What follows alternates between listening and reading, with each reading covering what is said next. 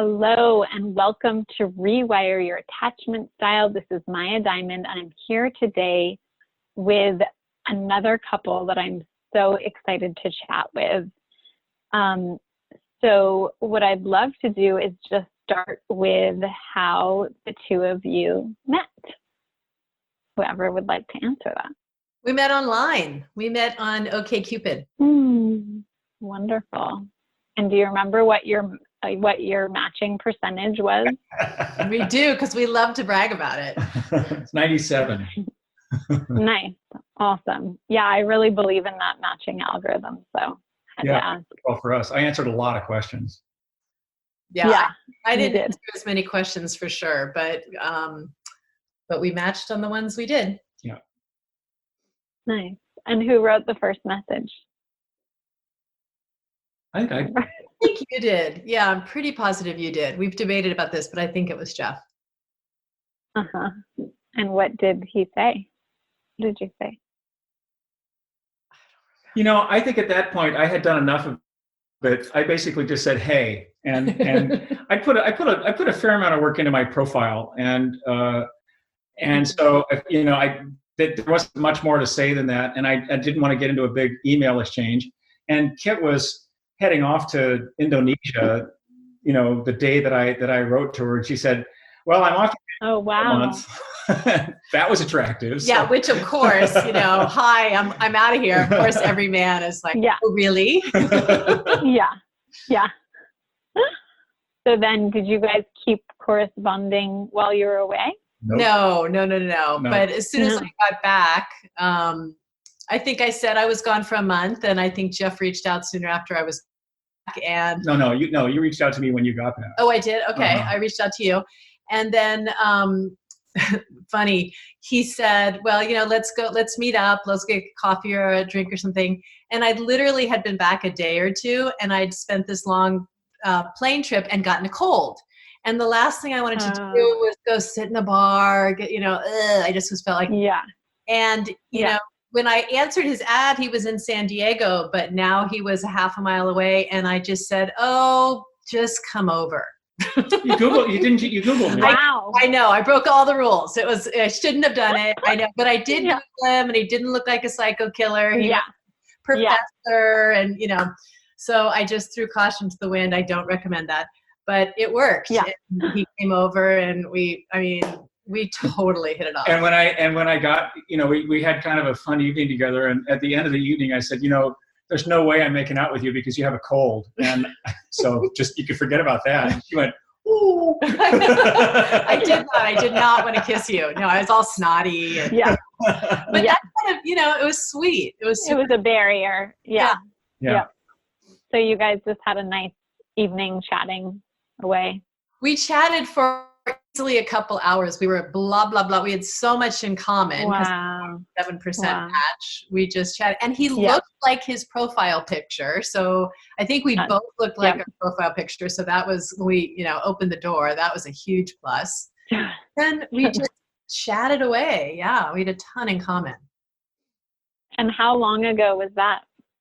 8 years ago. Almost 8 years ago. Wow. Beautiful. Yeah. And are you guys willing to share how old you are? Because it just helps so many people feel like, oh, I can find love at any age. Yeah. Or around how old you were when you met. Yeah. Yeah. I'm 60 now. So I was 52 when we met. Yeah. Okay. Yeah. Beautiful. You're how old? 63. Okay. Awesome. And so had you both been married before, or one of you been married before? Nice. We both had been married twice before. So we were both on our third round. Yeah. Yeah. Wow. Yeah. And what were you clear about this time? What had you learned from maybe that past one or both of those past ones that you were just so clear that you needed and wanted in this relationship? Well, I was for sure not going to compromise. If I was going to get into another long-term relationship, God forbid I was going to get married again. Initially, I was like never going to get married again. And I had just, got a new house and set it up just for myself because I was never going to live with anyone ever again. And like that. So I knew that if I was going to connect with someone in a long-term relationship, that it had to be better than on my own, because I was super happy. Super happy. Yeah. No compromises. I love that. That's beautiful. And I think I was committed to, and I didn't exactly know how I was going to do this. Kit sort of helped me learn, but I before this relationship had given up all my power and let my partner be in charge, and resented it, and so sort of resolved this time that wasn't going to happen. And I had to sort of fall into that power seating mode. And I mean, I'm not sure if this was your experience, but we sort of figured out how I could have my power and have this be a working partnership. I mean, you can have power without she it lopsided. Sorry, say that again. I think it's possible for both people in this, and this is a direct, in my direct experience, this is a place where two people can be powerful and be together. Doesn't have to be balanced. Doesn't have to be one person in charge. That's so huge. That is so huge what you're saying, because it's so often that maybe as a man, for you to say that, I think is really huge. I think that sometimes, because power, relates, there's a whole power thing happening, right, in terms of genders in our society, right, where men can still continue to make more money to the dollar than women. We still have, all male presidents. And so to be able to share that power, to have equal power in relationship, and also, obviously have that masculine, feminine polarity and dynamic and all that. But that's just a really beautiful thing. And so I'm curious, Jess, like, what did Kit provide that allowed you to feel like you could really, it sounds like she did something that had you also feel that you could hold on to your power in this. I'm curious what that was. Well, I in my own experience, men have all the power on the outside, and women, in my experience, in my life, women have had the power on the inside. And I don't want to take it any farther than that, because it's tricky territory. But Kit was super, and continues to this day to offer a level of respect to me that I've not experienced from anyone before. That she listens to me, she cares what I think, and I feel like she values what I bring to the relationship, and I don't feel taken for granted, and I don't feel scorned. Not scorn isn't the right word. There's a word, but I feel shamed. Well, a little. I feel like she has respect for me, and she cares what I think, and what I think matters. And she's, and every now and then we do that because we're both powerful people, right? It happens, but we manage to find our way out of it by being curious about what the other person's experience is, and that's never been the case with me in the past. There's never been curiosity about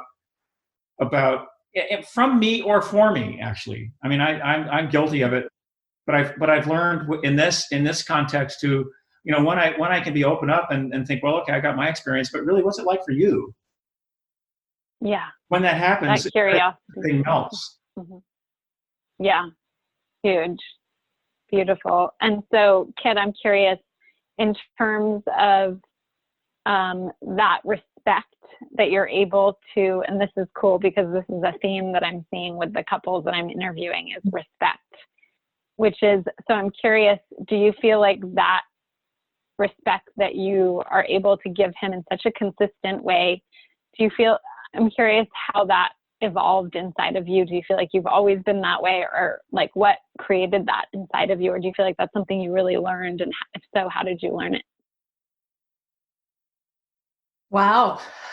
How did I learn to be respectful? I think I'm curious about other people. I think I tend towards a highly sensitive person on the scale.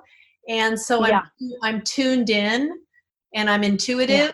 And Yeah.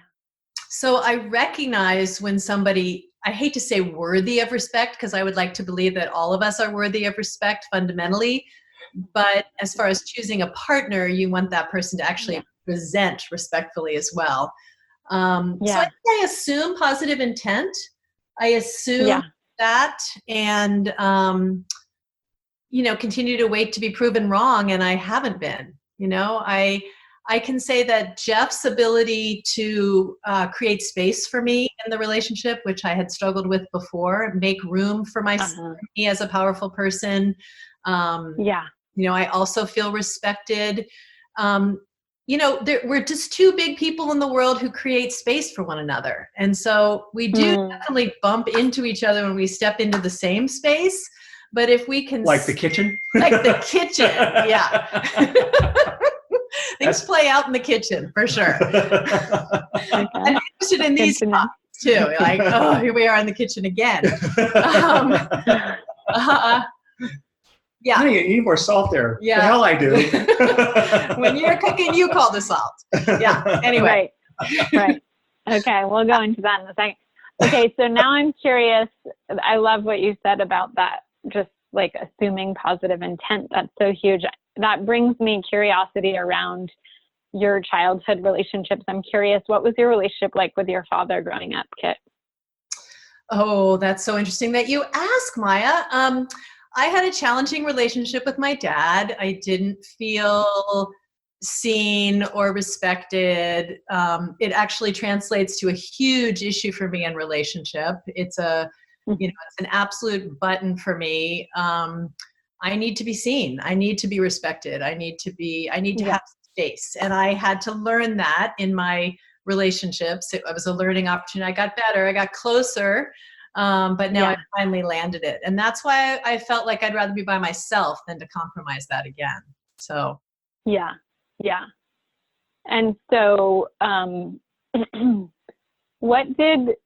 so when you first met Jeff, what showed you that he was able to see you and hear you? And I say this for all the women listening, this is such a need, desire, wish that so many single women have, is to be seen and heard. And I think all humans want to be seen and heard, and that's a form of really feeling loved.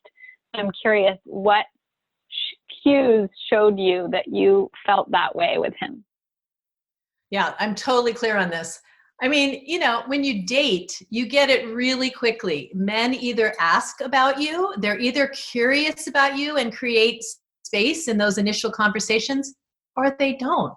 So to me, it was really, I wanted those dating experiences to be balanced. I wanted the person I was learning about to be as curious about me as about them, Pretty straightforward.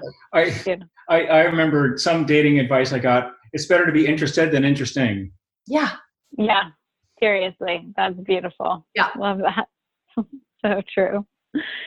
And so, Jeff, in terms of your relationship with your mother, because I like to look at the opposite, right? Gender parent. So, what was your relationship like with your mother growing up? My mom was that was the early '60s, and my mom was not totally my mother was very young when I was born. I think she was 20. I hope she doesn't. Oh wow. I'm not. Yeah. She's a therapist now, and we get along well, and I'm super happy in my ongoing relationship with her. At that time, she was a child herself. She was working out her own stuff, and I wasn't really seen either. You didn't feel that love and attention and presence. There wasn't a lot of she was not a lot of nurturing. She was it was a weird time, and she was out. Yeah. She was out. She was absent. And so did you feel, because the pattern that I specialize in helping people shift is being attracted to partners that are unavailable, like emotionally unavailable or physically unavailable. Curious, did you have that pattern given your childhood? Maybe. I mean, I'm your typical not so sensitive male, and so I'm not really sure I can say so well. I don't know. if you let's see.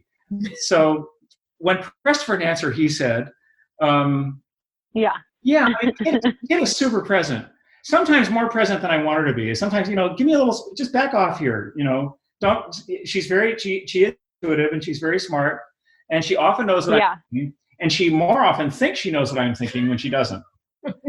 I so understand that one. That can be a little challenging sometimes, but in the past, before Kit, I'm curious if you were with unavailable women or no. Like where you felt like you didn't get to.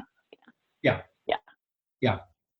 I was with people who were certainly both of them pretty wrapped up in their own stuff. Mm-hmm. Mm-hmm. Yeah. I was a part of their play. I was a character in their drama. Mm-hmm. Mm-hmm. There was never sort of an acknowledgement. Equal. Right. It was not equal. Yeah. I chose them, so I guess I must have been doing something. Yeah. But we all, and that's the thing is I believe we attract what we're familiar with, what we know love to be, until we do the work to shift that. And so it would make sense that there might be some patterning from that relationship with your mother, that it sounds like you guys have both worked through it enough to exactly be in and attract and be able to receive the love and attention of this other person. Yeah. I'm curious, what kind of, before meeting Jeff, what work had you already done? Personal growth work, spiritual growth. Or me. Okay. Oh, me? What, you want specifics? Yeah. Mm-hmm. Oh my gosh, I've done so much personal growth work. Mindful movement, a conscious dance participant. I've danced for instructor. I'm a teacher and a participant for many years. I've been dancing for probably 35 years, but doing mindful movement, conscious dance for probably the last almost 20. And I did High Human Awareness Institute, did a lot of that work. Mm-hmm. I've done lots of intimacy and sexuality workshops over the years. I've done some traditional therapy. I wouldn't say talk therapy was my modality, just because I'm more comfortable in an embodied and experiential. So I've done a lot more workshops than anything. I've had most of my growth through movement workshops, I would say. Cool. Very cool. And what about you, Jeff? What kind of growth work did you do before me? I think, I guess, so I got kind of an interesting story there, but I guess the things that I've done are, I was involved in doing Gurdjieff work for a number of years, which is sort of a meditation-based notice yourself and be sort of mindful of the mechanical reactions that you have to situations. But I also was involved. I got involved in internet marketing, and with internet marketing came double your dating and get better with women and some of this human growth kind of stuff that's can be put to evil use, right? It's sort of the game. There was a book called The Game that came out 15 years ago or something, by Neil Strauss. Yeah, right. Okay. So, and that was on the heels of having given all my power. I said, fuck this, I'm going to have some power now. And so I used all the game stuff I learned on Kit, and it really worked. Oh, great. Great. It really worked. Yeah, there's some use in that sometimes. Combined with the heart stuff. Right. I'm sure you really had an open heart, and that. Yeah, no, I think it was. I mean, that's really what it was about. Was a lot of, when you take this out of the particular context of it being trying to put notches in your gun belt, but more about what the attitude that you need to bring to that situation is, then that is, from a meta standpoint, it's a much bigger deal. It's about being comfortable in your own skin and being able to stand up in Tadasana when you're doing yoga, right? And just sort of being in the world. And again, having power. And how you use that power sometimes is, that can be put to less use. Right. So it's not a well-traveled path up the mountain, but it's another path up the same mountain, isn't it? Mm-hmm. And so, what is one conflict in your relationship that's been challenging to resolve, and how did you resolve it? So I'd love to hear about maybe an ongoing conflict that got really smoothed out and worked through, and I'm sure there's so many, but I would love to hear any that feel, because I think, sometimes I think conflict is, how a couple deals with conflict is such an important part of relationship, because it's not the good times that make a relationship. It's actually if couples can work through the conflict. So I'm curious if you can think of a conflict that you had that you were able to work through and how you worked. You see, I think you have something in mind that you want me to mention, but you're going to do it. Okay. I know what she's going to say. Well, I feel like I have one dynamic that comes up in lots of different ways. Okay. That's not what I was predicting. Okay, go ahead. Go on. Well, then do you want to name a smaller one? No, go ahead. Okay. I mean, I don't know if you'll agree with the way I frame it, but I feel like my need to be seen and heard and acknowledged based on my relationship with my father. It's my story. I acknowledge it's my shit. Is or we could also say it's your vulnerability or your wound that is continually being healed. It's my wound for sure. That need to be seen is bumps up against Jeff's one of Jeff's stories, which I want you to name for yourself. I'm reticent to name story for you, but I feel like our core stories bump up against each other. So we trigger each other at our very fundamental, which I think is pretty normal in an intimate relationship. We've chosen each other for a reason, and here we are. So I think we bump up in that core dynamic repeatedly. It comes up in lots of different ways. And so that's the first part of the question. Do you want me to go ahead and say how I think we work it out, or do you want to hear Jeff? Yeah. You want to hear? Well, let's hear Jeff's side, because then it would help us understand the story. Well, I'm sort of curious what you're going to say for me. So why don't we just open up the door here and let a little light in? Okay. Well, I think you're, from my perspective, I know this is like treading on thin ice here. It's a little scary to name. We're going to kick ourselves right off this podcast right now. Not going to happen. Well-functioning couple. Okay, so I would say that my need to be seen bumps up against, and heard, being able to name my stuff, bumps up against your feeling of not wanting to be criticized. And so when I get in there, wait, hear me, you sometimes can hear that as I'm disagreeing, I'm making you wrong, I'm being critical. Yeah, no, that's actually not quite right. Okay, so go ahead and correct. It's blocked. Yeah, please. Blocked. I don't care.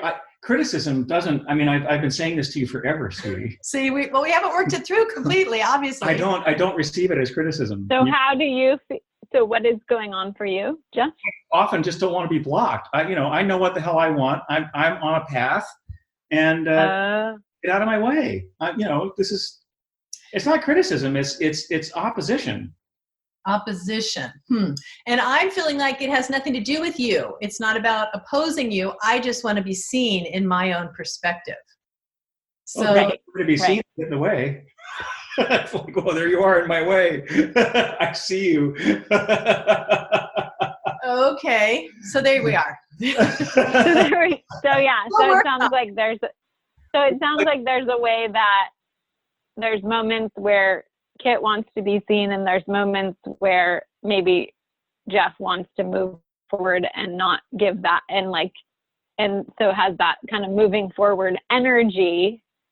And so that might be maybe too fast then, because then maybe Kit might feel like she's kind of not being seen. The kitchen is the canonical place. It's like, I'm gonna fry this chicken in this pan, and we get the pan out. Well, wait a minute. I think you should use that pan.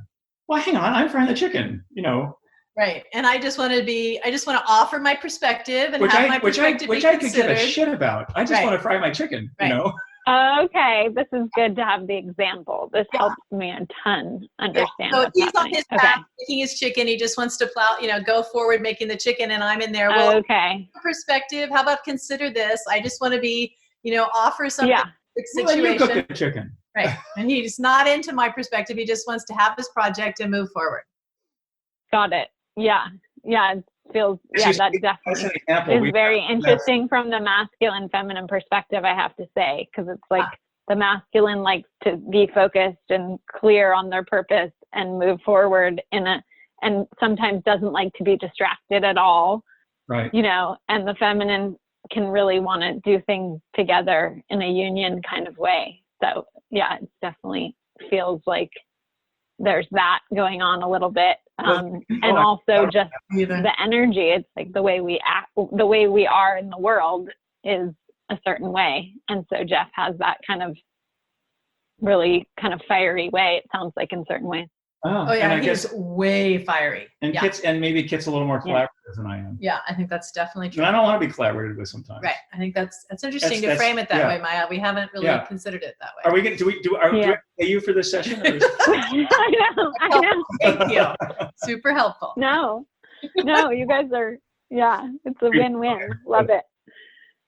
So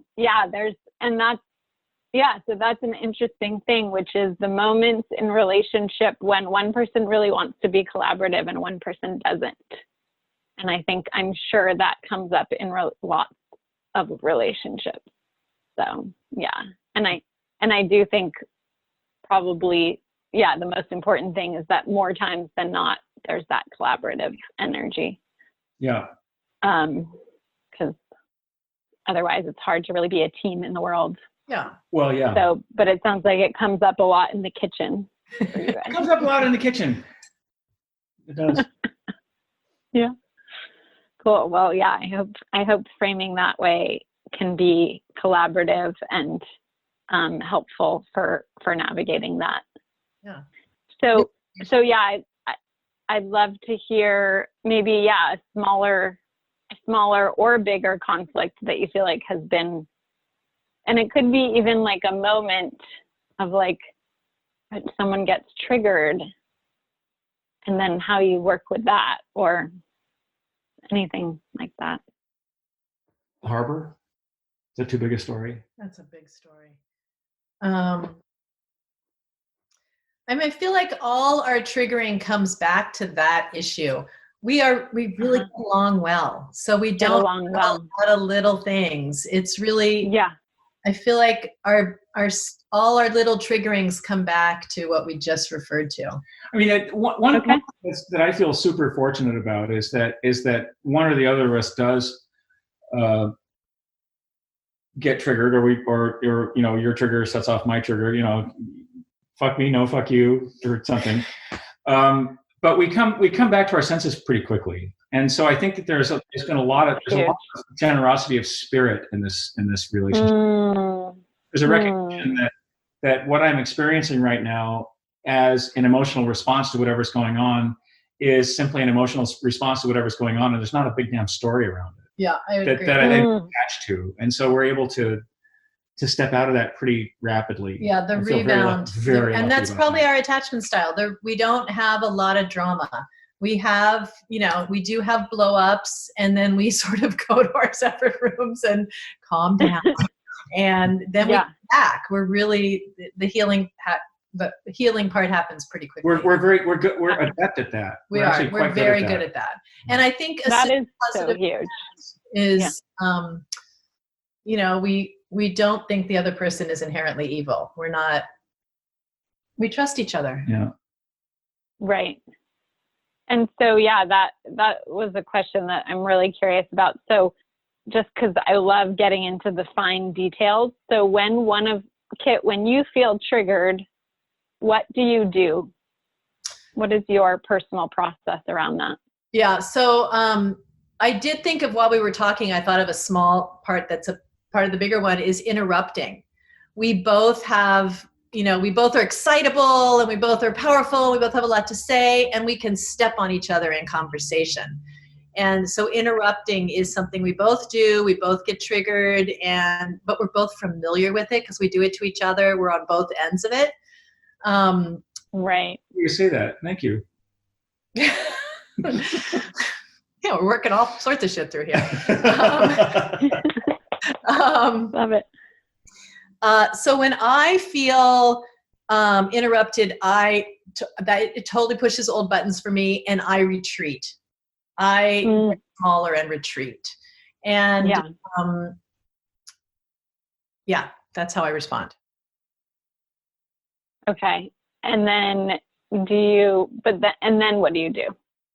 And then if Jeff doesn't notice that I've retreated, which he often does, and I don't mean it to be manipulative like that, like, here, watch me retreat and then respond. It is my natural response. Yep. So Jeff does usually notice it, to his credit, because I get quiet. But eventually, it also helps me to calm down and sort of ground myself. And then I'll just name, I was in the middle of telling you this. I'd really like to finish my thought. And he responds to that. If I can say it in a calm way and not be fiery, not get into this dynamic of fire meeting fire. And I think that in general, how we are with conflict, if we don't rise to meet each other in this antagonistic place, if one of us can be calm and breathe and come back to the other person, then we're in good shape. It's when we both get into the bumping up against each other, and then we're like off and we're lost. Yeah. Come back. We rebound.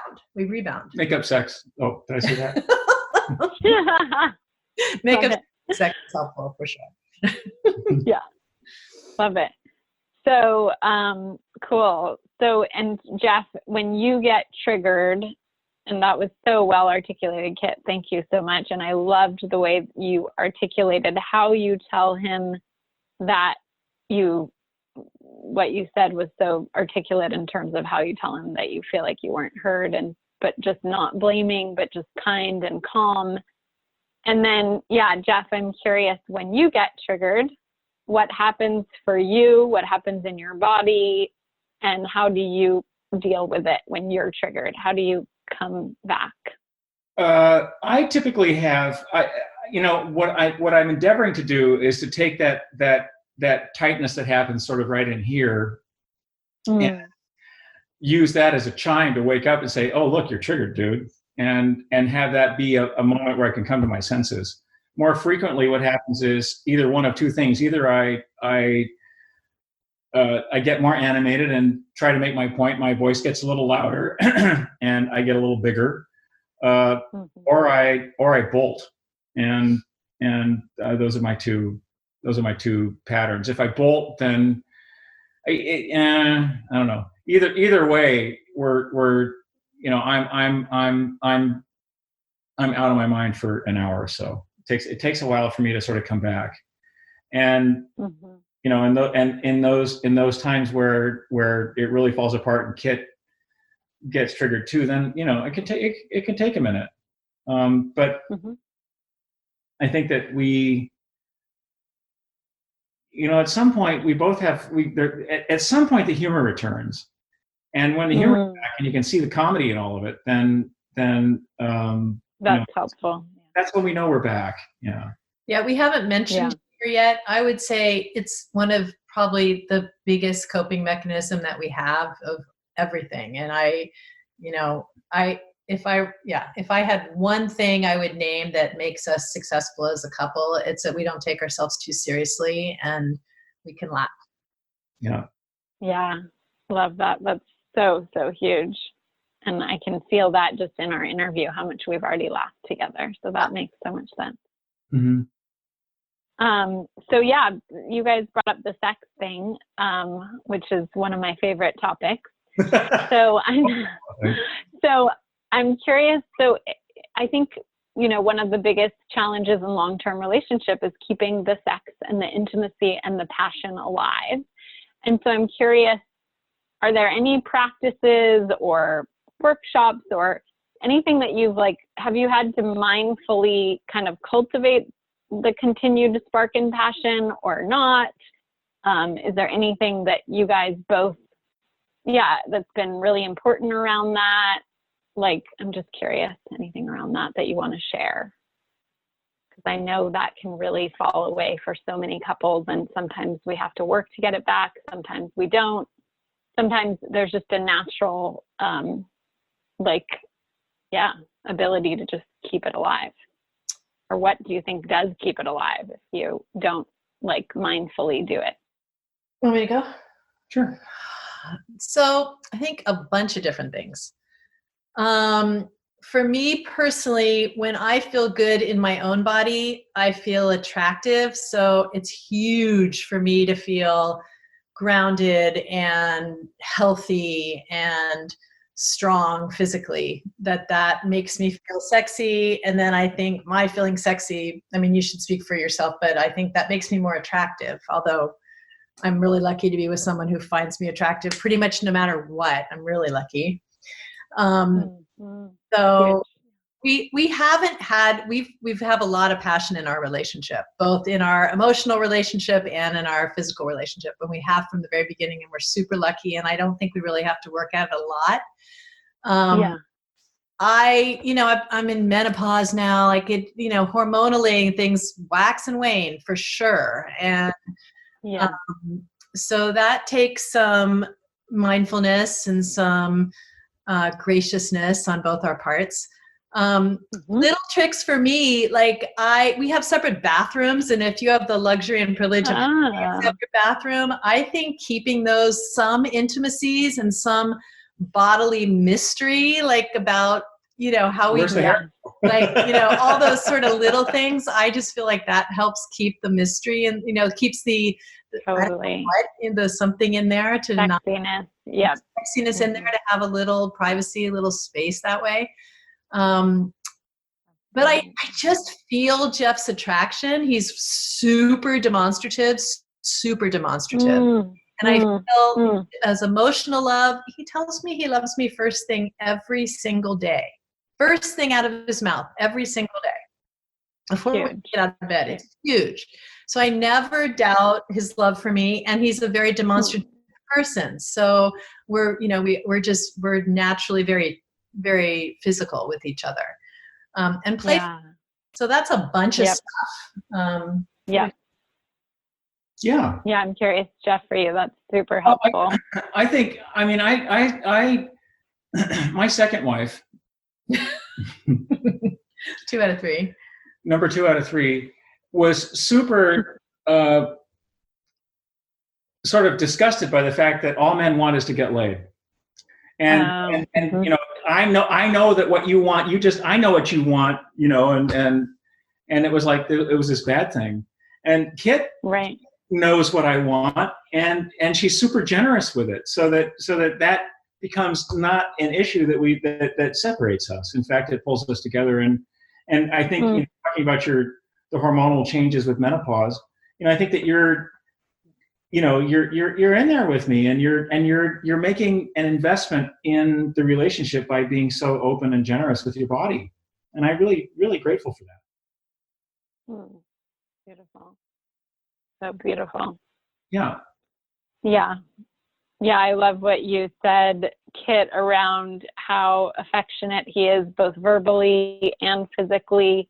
Obviously, for the people listening, if you're single and that is your top love language, which is verbal and physical affection, that's one of the 5 love languages, then finding a partner who just is generous in that can make things, I think, really can make you feel really loved. And it's really just a beautiful thing. That demonstration, especially, I think women yeah, in my experience, personally and professionally, women are a little bit like flowers. And so we just feed off of that, that light shining on us. We really feed off of it and feel special and desired when we get that. So yeah, kudos to you, Jeff, because that, you know, doesn't always happen in relationships, and it can create a lot of distance and loneliness when women don't receive that. That's what I've seen. So for the women that are listening that are single, I want to ask each of you, what is the number one trait that you would tell them to look for in their next partner?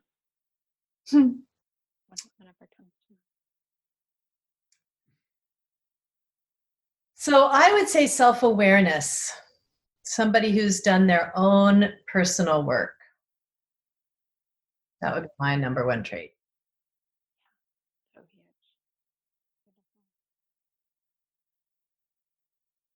What would you say? Yeah. Well, you caught me in the first, when we first met, when, you know, we were kind of going over our checklist after OkCupid and, you know, sort of doing all the evaluation and all those sort of information gathering questions. And, you know, near the end of the evening, you said, you know, we got all this bullshit we've been talking about, whatever, but I really just want to have fun. And that was when I, oh my God, you want to have fun? I want to have fun too. And when you sort of named it that way, and maybe that's because we're, you know, at a kind of a later stage in our lives, right? We don't have all that, you know, my kids are grown and work is done and looking more towards the end than the beginning. And so fun is something that's been sort of lacking in my life until I met Kit, and really fun since then. So fun is fun. It's fun. Fun is really fun. Yeah, that playfulness, that fun, spontaneity, creativity, it's definitely a sign of health. Yeah. And joy. And so, okay. So this, part of the theme of this podcast is attachment styles, attachment theory. Definitely one of my most favorite topics, and really underlies my work with singles and couples. And so I'm wondering, before you guys met each other, like, you know, basically previously in your past, if you had to name maybe your top 2 attachment styles, and I'll go over them real quick, what you think they would be. So, or whatever you want to say about it, because it just helps people to feel, it helps people to understand, and gives people hope to know that, you know, maybe some people had similar attachment styles before they found their person. So there's anxious, which is someone who's a little bit more preoccupied with the relationships, has more of a fear of loss and a fear of abandonment. And on the positive side is, very affectionate usually, and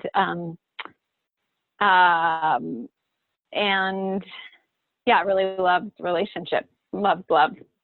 The next one, avoidant, can be a little bit more fearful of intimacy because they're afraid that their sense of self might kind of get invaded. And so they may need more space, and they may have been invaded as a child by one or both of their parents, or have neglect. So they may feel like they have to do it on their own, some more self-reliant structure. And then, on the positive, they're very independent and, definitely, you know, also want relationship, but can have more fears around it. And secure, feel like there's more than enough love to go around. They trust in themselves and others. They trust if a relationship ends, they're going to find another one. There's a lot of internal confidence, internal security, feeling safe and secure inside of themselves. And then disorganized is a combination of anxious and avoidant, and it's when one or both of the parents was a source of anxiety, both a source of love and a source of anxiety and fear. So maybe there was some kind of trauma going on, whether it's conflict with the parents or abuse in the household, or just trauma, a traumatic energy kind of going on. So yeah, what do you feel like before you guys met? Top two. I'd say my top two would be anxious, and maybe disorganized. Mm-hmm. Mm-hmm. Okay, great. And then Jeff? Yeah, same. Okay. I mean, And it's not exactly 4 buckets that you're sitting in at any given time, but I mean, exactly. We're all a combo. Different Yeah. ways. Right. Yeah. And yeah, now being in this relationship, having heard all 4, what do you feel like your top 2 are? I'm like secure and secure. Yeah, I was going to say the same thing. Cool. Yeah, it's Secure. cool. Yeah, secure and secure. There's no bullshit. I remember when That's we first, huge. I just want to say that's huge. Yeah. Yeah. I had the first, I think I was commuting from San Diego here a couple times a month to get involved with the local family business. And I came up one time and Kit, just for the guys that are listening to this podcast, I just want to offer one point, 2 points. And I don't know if, maybe this is obnoxious, but in fact, I'll just offer 1 point really. Kit is the first woman that I've been with that has a gaggle of girlfriends, and they've been together. They've been friends for a long time, and they really connect with each other, and they get together frequently, and it's a real source of energy and goodwill in your life, and that has inured to my benefit a great deal. I'm super happy with that. The earlier people I've been with have not had that, and I think that is both a sign that you've got other support structures, so that it's not all your stuff's not going to land on me, for starters. Mm-hmm. And then also you're also demonstrating with that you're good at maintaining long-term relationships with other human beings, which has got to be a good thing. And it's difficult as a woman to do that, I think. Harder for huge, me. yeah. Yeah. But I was going to say that so I was up here overnight one time. Not here, but staying somewhere else. And Kit she was having a girl tribe gathering, and she was going to be done at 11. And I had said to her, I was going to come and see her at 11. She was going to call me at 11 when the last person had left. And I was really just ready for things to fall apart, because this is a new one. And I like her maybe a little bit too much. And so let's just see if we can put the kibosh on this thing right away. So I think 11 o'clock passed, and 11:05 and 11:10, and I'm just going, yeah, no, never mind, forget it. I'm done with this. She said 11. We had an agreement. She's not meeting her agreement. It was going to be 11. And I can't remember if I called or you called me at 11:10 or you called me at 11:15. Well, it's too late. I'm not coming over now. It's after 11. We said 11. I'm just going to sit here and stew in my juice all night. And you just went, what are you doing? And you told me to get my butt over here, and I did, and I was pouty, and you made a deal with me. Well, shut the fuck up, here I am, I was just I just wasn't happy. Just wasn't getting into the drama. She wouldn't. I had this total drama place. I was a drama person right then. Yeah, I was clear. Like, I'm not interested in the drama. Either get over here, I'm available, here I am, or whatever. Yeah. Anyway. Yeah, that was great. Yeah, that's a great example of how, your security and your kind of no drama vibe brought him into that space, and how much we can affect each other and bring someone taught me how to do it. More. Modeled for me how to be not drama. Yeah, it was huge. That's really big. Yeah.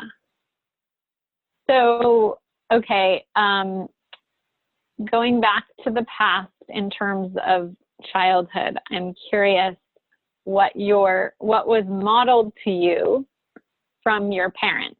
So what was their relationship like? What did you see as your relationship model growing up?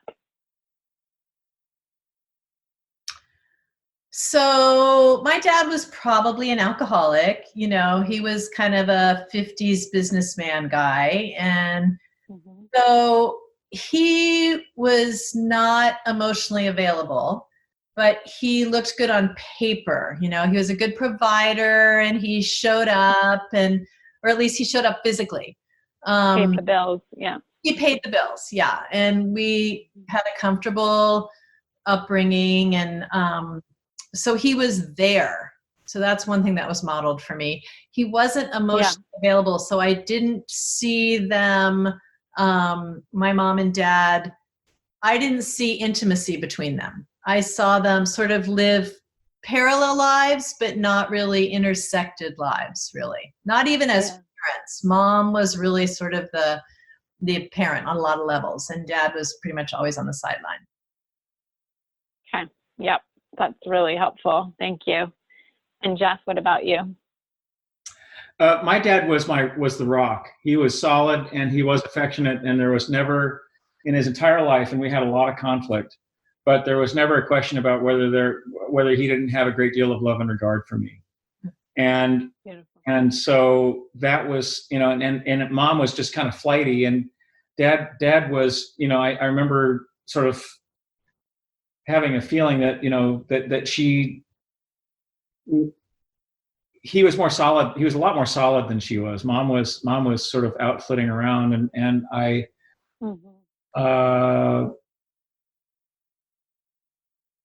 and what was their relationship like? Their romantic relationship? So I think that they also were, were good on paper. They met in college. He'd come back from Korea, and he'd been, in the Navy and stuff. And mom was a sorority girl at Cal, and pretty, and he was sort of her daddy. He was 26 or 27 and she was 20 or something. And so, it's a pretty big difference in age and life experience. And I think that part of what happened in the late 50s and early 60s is that her flitting around was finding herself as a person that she hadn't really grown up before she met him. So it was very much of a dependent kind of relationship. He not only did he, I mean, I don't think mom ever had a job until after they were divorced. I don't think she'd ever earned a dollar. So Wow. and so I think there was not a power balance there. Right. Sort of, Interesting. Yeah.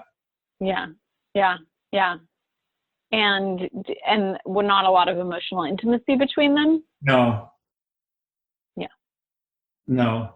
I think dad was, he was one of 4 siblings. He was the only one of the 4 siblings who actually got divorced.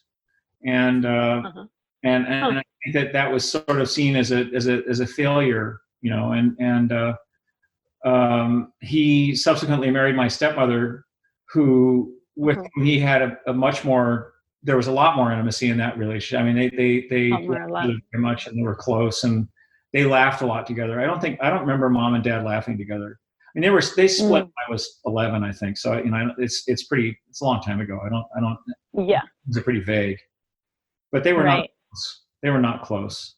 They look good on paper. Yeah. Right. Yeah. Thank you for sharing that. Again, so helpful for my clients and the other people who are listening, single people who are listening, just to see that no matter what kind of relationship that you saw modeled, that you can have a healthy, loving relationship. I can't even tell you how huge that is for people to really get in their bones, because it can seem like when you've had a number of unhealthy relationships or toxic relationships, and that's what you've been modeled, it can really seem like it's not really possible to have a healthy relationship. So just really, for everyone listening, just really let yourself take that in right now and really feel what it feels like in this energy field that we're in right now with this couple in your body. What does it feel like? They're both feeling very secure. They're there for each other. They're present. They're connected. They listen to each other. They respect each other. And they have that attraction and chemistry and passion as well, which is huge. So yeah, it's just been such a pleasure to have the two of you today. I learned so much. I always do from these interviews, and I love just your candidness and your openness and vulnerability. And yeah, it's just been really fun. Thanks, Maya. Thanks, Maya. Yeah. Thank you so much for listening to Rewire Your Attachment Style. This is Maya Diamond. To receive your 2 free gifts to help you on your journey to lasting love and to start rewiring your attachment style today, go to empowerlove.us/love.